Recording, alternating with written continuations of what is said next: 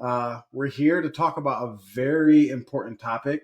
Before we jump into it, some logistical things. If you have any comments, questions, hit the chat up, hit the comment section up, and we'll get to them at the end of the show or answer them later if you guys are watching this later.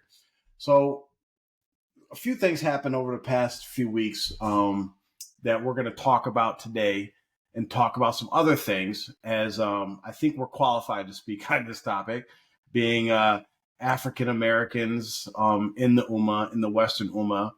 And we're going to cover a few topics, cover some gripes, and give this racism thing in the Ummah some perspective from our stance, right? Because typically, when we talk about racism, when racism gets brought up with related to Muslims, I'm not going to say Islam, you see people go into this natural, like, yeah, there's no racism in Islam.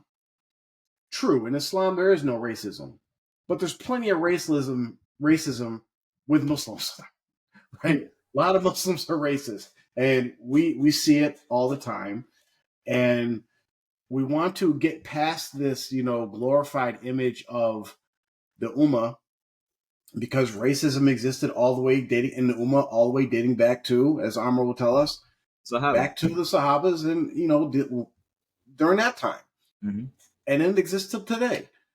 So when you see these people on the street, the street dawah guys, and they're talking to whether they're talking to the black guy they're giving dawah to, or they're talking to the white person, they're like, yeah, there's no racism in Islam.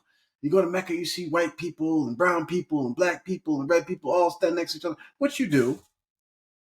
However, that brown person might not be standing shoulder to shoulder or foot to foot with that black person in the salat ranks, right? So we're going to get into a little bit of that. Again, if you have any questions, type in the comments, and we're going to go from there. So the first thing I want to talk about, and I don't know if you have the clip or a posting, but maybe you can give us some background on this Vela Hijab scandal thing that went on. Yeah. So Vela Hijab is like, there's supposed to be these premium hijabs that was a company started by this Arab lady.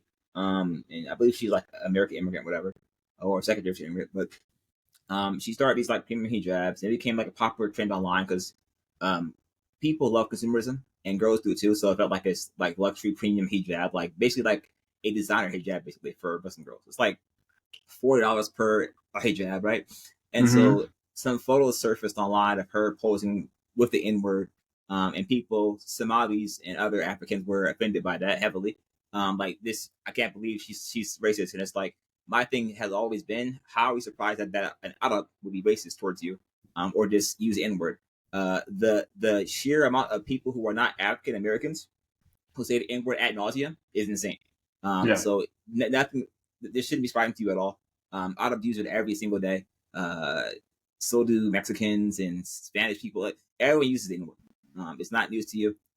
If you're surprised by Arabs being racist, you have a very misunderstood idea of who they are and what they actually do and say.